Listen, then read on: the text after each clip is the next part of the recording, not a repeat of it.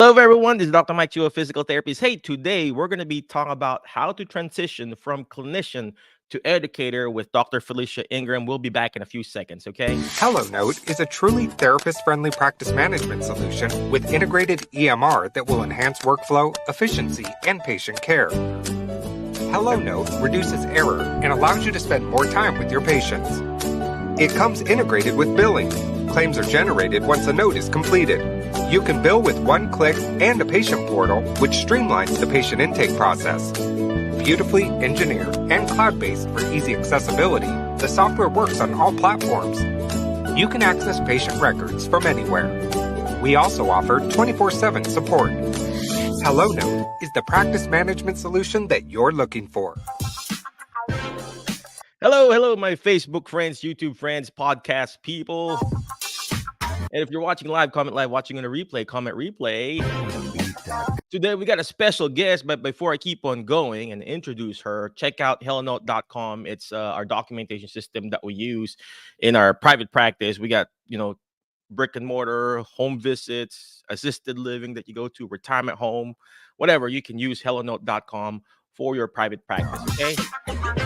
And of course, don't forget to use medbridgeeducation.com if you need continuing education units. So speaking of continuing education units, we're going to be talking about that too with Dr. Ingram. But if you need online stuff, medbridgeeducation.com, use the code alternative. You get obviously a 40% discount, not 10, not 20, not 30, but 40% discount. Beat that. And then, of course, the reason why I actually reached out to Dr. Ingram, because she is going to be one of the many awesome, amazing speakers for the upcoming APTA Spring Conference, whatever you call that, festival conference in Nashville. This is going to be happening next week. And I told her, hey, why don't you, come over in our podcast and stuff like that, teach us how you're being amazing and everything like that and leveling up. So before I keep on going, actually, our special guest for today is Dr. Felicia Ingram. She is actually a clinician in the Sports Plus outpatient, actually the hospital outpatient, stuff like that. We'll ask her more. And now she's a program director of the PTA program here at Jackson State University. So without further ado, let's go ahead and bring in Dr. Felicia Ingram. Dr. Ingram, thank you very much again. I know you are a very busy person, and with everything that you do there at Jackson State, and of course in life. Again, could you please tell us again who you are, what do you do, and how can we level up? Hi, I am Dr. Felicia Ingram. I'm been a physical therapist for, goodness, almost 30 years now.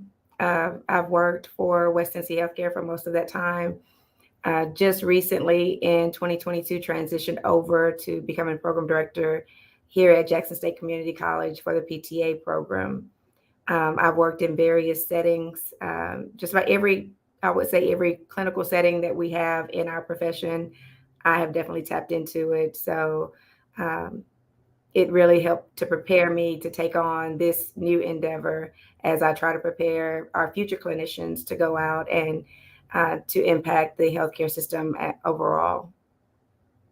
You know what? I love what you said about impacting the future of the clinicians.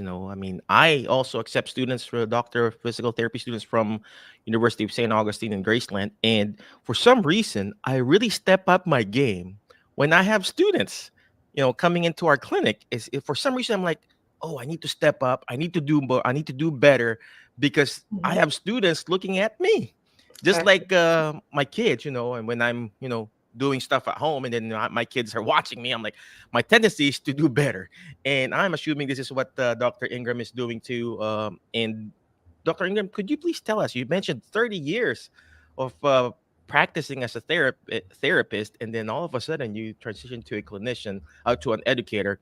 I mean, was it hard? Was it difficult? Was it a culture shock? I mean, tell us more about how you transitioned. Did you just got tired of the hospital system or the outpatient or stuff like that? What not really forced. What made you decide to go step up and teach the future of our profession? Well, I've actually been serving as adjunct faculty here at Jackson State probably since I would say 2007, I believe. Always loved education. For years, even in high school, I thought that I was going to be an educator, but Okay. then switched over and became a physical therapist. But throughout the time that I've been a clinician, I've also been teaching.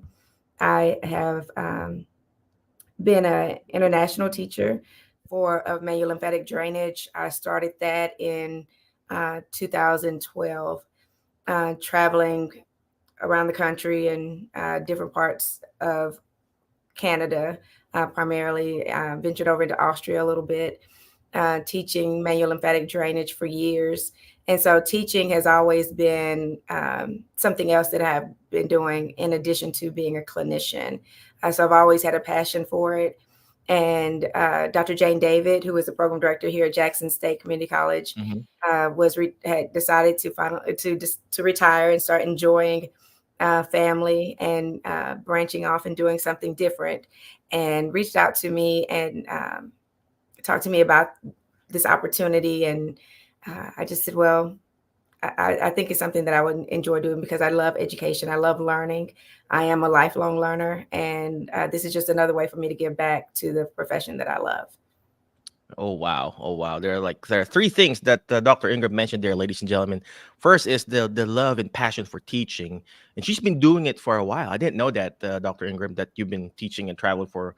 You need to teach me those manual lymphatic drainage, right? You got to teach our clinicians at the clinic. We do it every now and then. We don't have a lot of lymphedema patients, but we got like one or two patients that's like that. So you gotta do a CEU class on us on our clinic.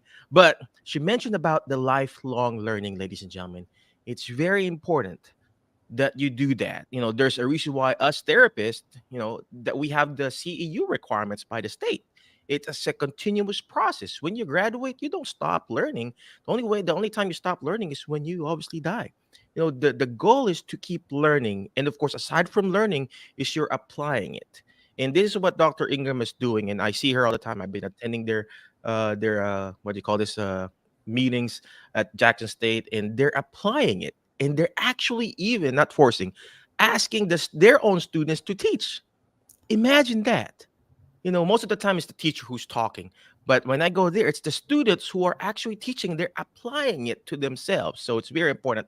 So, Dr. Ingram, I know you mentioned, you've done CEU classes, you've traveled around the world speaking, and then Dr. Jane David asked you. So, was it hard because I'm sure you miss clinical setting, but and then now you're teaching or sitting down in the computer teaching all these people who don't even know what a MMT ROM, it's like, you don't know this and stuff like that. You're basically teaching high school graduates, and it's like, seriously, you don't know this yet? So was it hard to transition teaching that?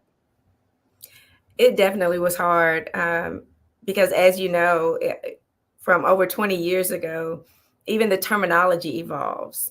Mm, That's why one positive to that is, like you were saying, accepting students. And that's what we tell the students in this program, is because they're intimidated by the thought of, oh, I have to go and do a clinical rotation. And they're intimidated by that. But I tell them, and all of the other faculty here tell the students, um, yes, you're going to learn from them, but there's also going to be an opportunity for you to share some new and relevant information to these clinicians that are out there. They're going to be learning from you as well, because with our accrediting body CAPTI, they make sure that the information that we teach to our students is um, up to date and relevant and evidence-based. mm-hmm, And so I'm constantly having to look at the textbooks that are coming out, and looking at our federation, letting us know they're doing the auditings of the textbooks to make sure to see which ones are going to be the best ones for us to use. And we're constantly bringing in those newer textbooks and teaching from those. And so not every clinician has the opportunity to stay in the information to that degree. And so with our students getting the most recent and most relevant information in the classroom, when they go out into the clinics, and the clinical educators, the clinical instructors, they're people that have been out there for years, just like I was. And it's always good to hear when terminology changes, something that we've always called one thing. Now the literature is saying, let's call it something different. Um, Mhm. Knowing that the research is now saying that something that we thought was going to be the gold standard, now something else has transitioned over, and they found that something else is more effective for treating different diagnoses.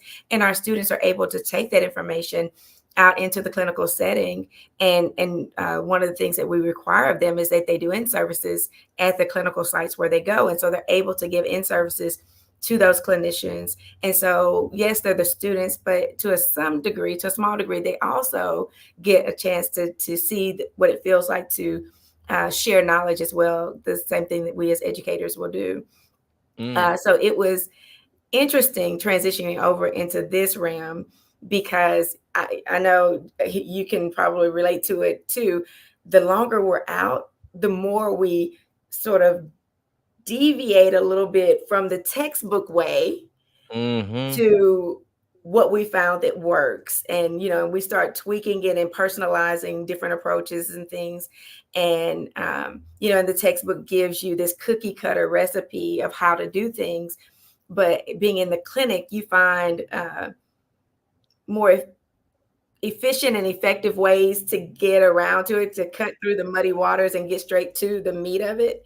um, and so then coming back into the world of academics, having to go back and remember all the intricate details of everything, and having to even like the anatomy, the neurophysiology, the musculoskeletal, all the intricate details that you don't visit on a daily basis as a clinician. Really, I felt like I was back in PT school as I was preparing to go into the classroom to teach these students. That's so true. That's so true. It's funny you mentioned that because my daughter is in PTA school too, and she would call me and, "Hey, Dad, what's this?" I'm like, I don't even know what that is." And like thinking I have my doctorate degree and everything. And she's in PTA school. She's like, "Dad, what's this?" I'm like, uh, let me Google it. Stuff like that. Thing. Here we are. It's funny. It's good that you mentioned this, Dr. Ingram, because here we are, physical therapists, and you see clinicians. Nothing against the old clinicians like us. I graduated 1999, Dr. Ingram, but we still look young, right? Yeah. Um, and also the therapists who graduated, our generation, all they did, straight leg racing, leg kicks, knee extensions, stuff like that. And then, and here comes the student trying to implement what they've recently learned. Hey, this is what we do, contract, relax, PNF, and stuff like that. And then clinicians like, no, you do this. Like, we have to be open to it. And even physicians, think of this, ladies and gentlemen, if you're watching again, watching live, comment live, watching the replay, physicians, they have different types of medication. First generation antibiotics, second generation antibiotic, penicillin, amoxicillin. Now they got all this fancy, 3-day, 4-day antibiotic. And then imagine if they didn't accept the new practices, the new evidence base, they'll be stuck in their own ways. And same thing in therapy. We have to learn to embrace the new generation that's coming in, the new techniques that they're learning, and then you collaborate. Gone are the days that you're competing. You're collaborating, and yet the student is learning from you as a CI, and then you as the CI learning from the students because I learn a lot from them, Dr. Ingram. So on that note, Dr. Ingram, w- w- do you have lots of students applying for PTA school? Because we do have a lack of, we're lacking therapists. We need more therapists out there. So, do you have a lot of students applying? I mean, how are you sharing the good news of it and everything? So, That's one of the things that across the state, program directors, we get together and we discuss what we're seeing in each of our programs. And I will say that across the state, we have seen over the years, we've seen a decline in the number of students that are applying into mm, these for our PTA programs. Um, we do have a substantial amount that are applying, but in comparison to what we were accustomed to even 10 years ago, we have seen a decline. We're trying to get out and educate as much as we can. We're doing a lot of informational sessions. And one of the things from the educational standpoint, the research is showing is we are able to have more impact, a greater impact on students if we start going out and educating them at like the 8th grade level, as opposed to, for years, it was always go and talk to the juniors and seniors in high school. Well, now what they're saying is we need to start as early as 8th grade, Wow. because by the time they get to be juniors and seniors, it may be too late, because some students, based upon their socioeconomic backgrounds, or so many other determinants that can impact their decisions on what they will do in the future. Some of them, by the time, coming from middle school to high school, you see a lot of first generation college students, and some of them may feel like I can't afford it, or some may feel like I'm not qualified for it. So if we can get them at the 8th grade level, then what we're able to do is show them that, especially colleges like Jackson State Community College, you can go to school for free. There's a lot of people that don't know that. You can get your PTA degree for free by I coming to know. Jackson State. But whenever they come into high school and they think, oh, college is not an option for me, then they don't strive as hard to be as successful as they need to be. And so that can impact their ability to get into programs like this. But if we get them at the 8th grade level and let them know this is possible, it is a goal that is attainable, then they can start ramping up and doing everything that they need to do to prepare themselves so that they can be a viable candidate for our programs in the future. So we're going out into the middle schools. We're doing informational sessions through Zoom and different things. We have a team of people that are going out throughout the state on a weekly basis, almost talking to different schools, doing everything we can to let them know. One thing that was sort of scaring people away from the profession is, how our profession has been over the years. You and I have been at it about the same amount of time. We have ebbs and flows. There's times when the job market is looking great, and then there's times when it looks like it's dwindling down a little bit. And with most recently, with all the legislative things that we're dealing with, like the 15% differentials for PTAs and things like that will impact. And whenever that information goes out into society and is not kept in proper context, then people will think, oh, it's a dying profession, when in actuality, it's not. You look at the job outlook, our profession is projected to grow and continue to grow. And just like you were saying, and what I see is I'm getting people reaching out to me asking, hey, can you let your graduates know we're looking for someone? Can you let your graduates know we're looking for someone? But, if you aren't putting that information out there, then people don't know. And we're needing everybody to help us to spread the word that there is viability in this job market. So it would not be a waste of your time to come into this profession as a PTA or as a PT, whichever realm you want to come into it with. And the other thing that I try to tell students to look at is, just because say, for instance, if you're looking in the West Tennessee area, if the West Tennessee area job market doesn't look that productive, then don't just base it on the West Tennessee area. Look further, span your reach, because it may be slow in West Tennessee, but it may be booming in East Tennessee. That's true. So we've got to look at it from, a statewide or even a national standpoint as we make decisions on what we're going to be doing. Well, it's funny you mentioned that you look at it in a bird's eye view. When you're asking, we're streaming this in the Alternative Healthcare Career Group.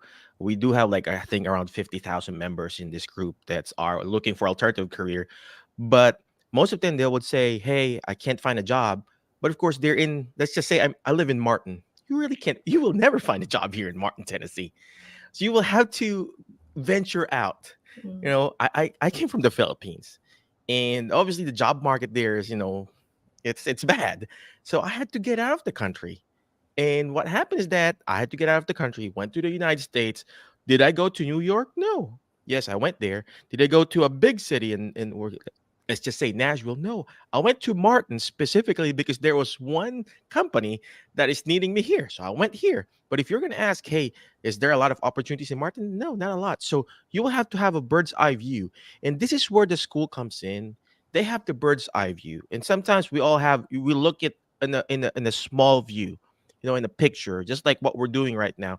This one, you're looking at a wide view and close view and a much closer view that you can see my pores, if that made sense. So sometimes you have to go look at the bird's eye view like this, and then you will see the opportunities out there. And let me ask you this too, Dr. Ingram.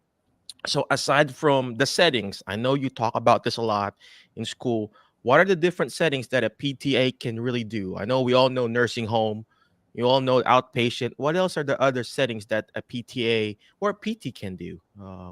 Can you talk Oh, about that too, there's real quick? yeah. I mean, we can in the school systems. Uh, I've worked in that setting. We have PTAs that are working in that setting. The pediatrics, like the Therapy and Learning Center here in Jackson, Hmm. Tennessee, and other pediatric settings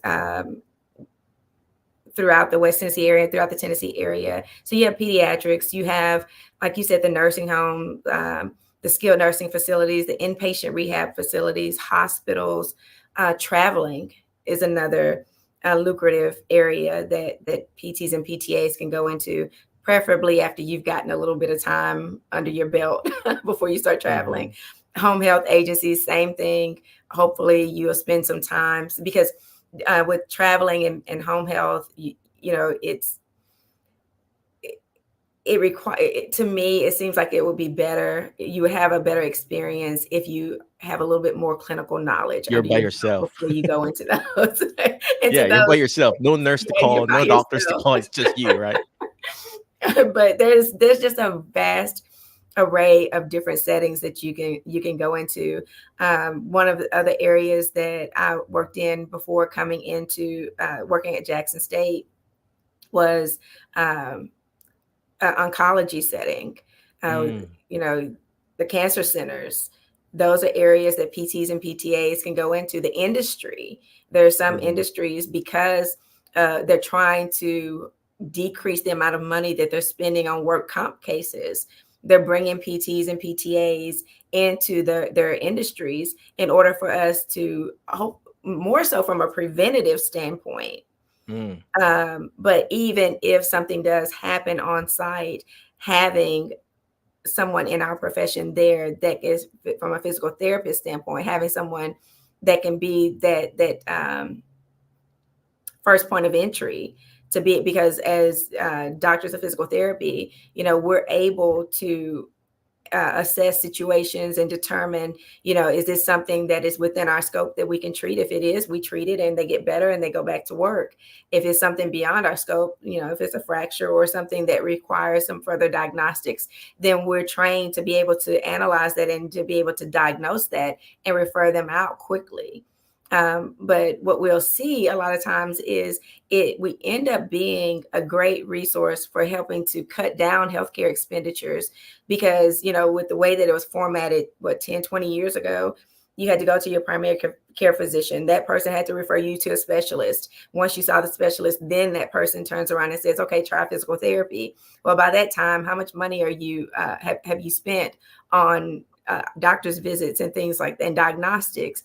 Whereas now, because of direct access, people can come straight into us as physical therapists and we can do assessments that can let us know, is this something that we can treat with our skill set, or is this something that we can refer out for something else? And we're able to help decrease cost, and we're able to help people get back to their daily activities, and also in the from that standpoint of being able to go back to work to generate the income that they need. We're able to return them back to sports, return them back to work at a much a quicker rate, rather than having to go through all of these visits before they come to us anyway. That's so true. That's so true. I love what you said about prevention and wellness. I'm reading a book right now about it's called On-Site Physical Therapy, and the author, I forgot her name. Sorry about that, but she's based in Colorado, and she's doing on-site physical therapy inside companies. Mhm. There's no insurances, there's no middleman. It's basically you being on site for that company and doing actual, direct access services.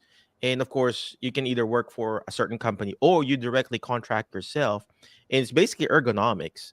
Mhm. And a lot of therapists, PTs and PTAs are already doing it, and it's a untapped market. And here we are, we're only focused on the nursing home and the outpatient, and there are a lot of other niches that Dr. Ingram is mentioning.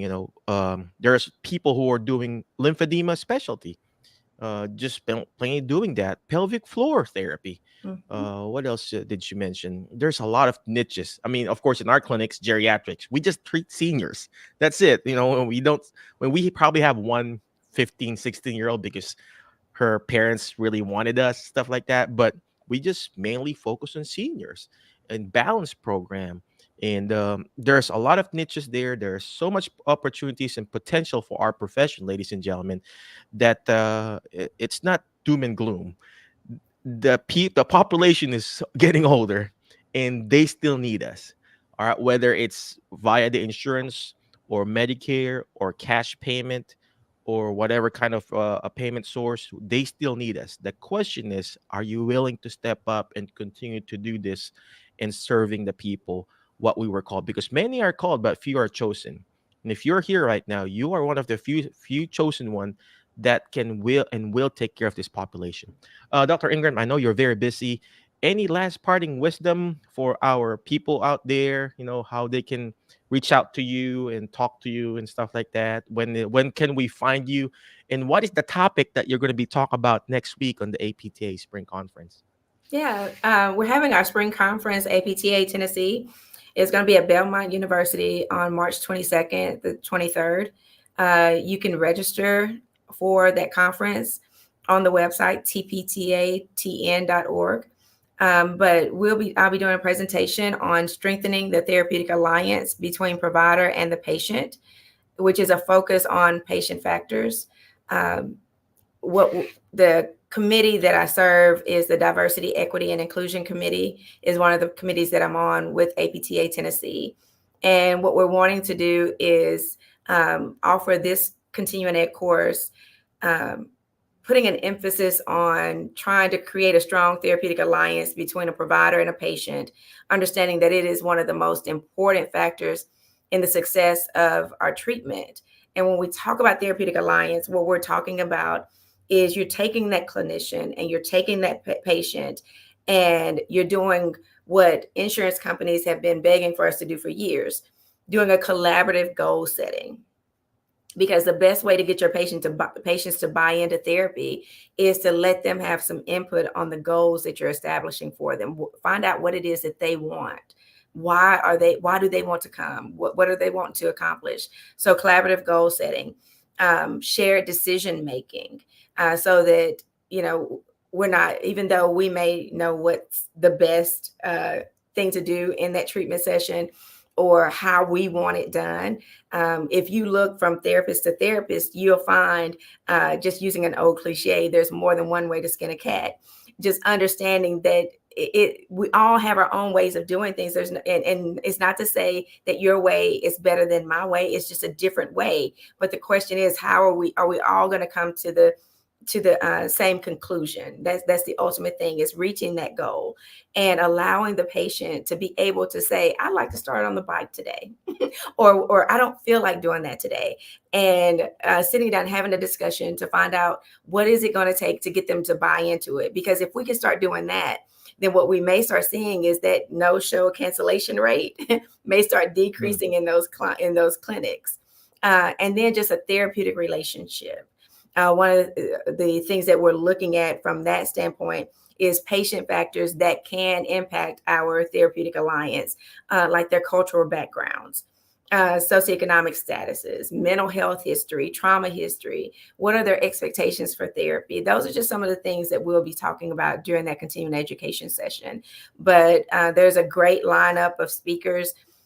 We will be giving out awards during our chapter business meeting on that Saturday. I'm the awards committee chairperson for the state, and I'm proud to say that we do have West Tennessee is going to be bringing some awards home this spring, and I'm excited about that. So Wow. if you have the opportunity to come to Belmont, please try to join us. And I also want to let you know that even here in our Jackson area, we will be having an ethics and jurisprudence course that's sponsored by our Jackson district. That's going to be held at Jackson Madison County General Hospital on April the 13th. That during that morning session, starting 7:30 for registration. You'll find registration information on the TPTA website if you want to register for that as well. But if you need to get in touch with me, you can reach out to me here at Jackson State, 424-3520, or you can email me at fingram3@jscc.edu. I'll be more than happy to share whatever information I can with you. All right. Again, thank you very much, Dr. Ingram. I appreciate you. But before I let you go, ladies and gentlemen, always remember the word FAST, F-A-S-T, letter F. Find people that will bring out the best in you because you are the average of the 5 people you hang out with, right? Today, I hang out with Dr. Ingram, and I've been hanging out with in their group, the Jackson State group people. And I was like, yeah, I feel like I want to be like them, right? The popular kids of Jackson State, right? So find those people because again, you are the average. If you're hanging out with people who are like always complaining, guess what? You'll end up complaining too, right? You hang out with people who are winning, just like Dr. Ingram. Guess what? You will eventually win too. Basketball players, they do that all the time. They team up with other people and then they kind of win, whatever conference championship, basketball championship, right? Next letter is letter A. Take action. All this stuff that we're doing is not going to do me good. It's not even going to do Dr. Ingram good if you don't take action. Take action by reaching out to her. Go to their website. Register in their CEU classes. Register the ethics and jurisprudence. Take action. Because imperfect action beats perfect in action. A lot of people like to analyze, and then they get to that analysis paralysis. Take action, guys. And next letter is letter S. Shoot for the moon because you're going to be landing with the star. So you keep shooting for the moon, you're going to miss it. And eventually, you're going to be landing with the star. Today, I land out with the star with Dr. Ingram, right? And last but not the least is letter T. So you teach it. Why? Because when you hear it, you forget. When you see it, you remember. But when you're actually teaching it, just like Dr. Ingram is doing, you're actually understanding it more. That's the beauty of teaching. You're going to understand it more. Again, thank you very much. Be awesome. Be great. Be excellent. And we'll see you again in the next episode of the Alternative Healthcare Career Show. You have a good night. Bye-bye. HelloNote is a truly therapist-friendly practice management solution with integrated EMR that will enhance workflow, efficiency, and patient care. HelloNote reduces error and allows you to spend more time with your patients. It comes integrated with billing. Claims are generated once a note is completed. You can bill with one click and a patient portal